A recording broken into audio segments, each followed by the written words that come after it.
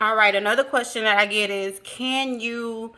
guarantee that my score will raise by a certain number of points? So when I send out my initial questionnaire, I do ask people, like, ideally how many points you want to raise your credit score by. Being completely upfront, transparent,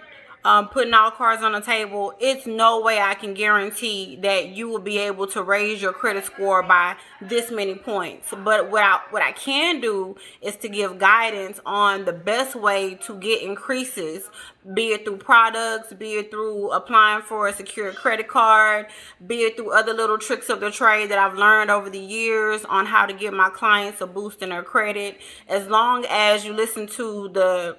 feedback, as long as you listen to any kind of instruction that I may give to help you increase your score, it most definitely will increase. With that being said, if you came to me and said, I need to increase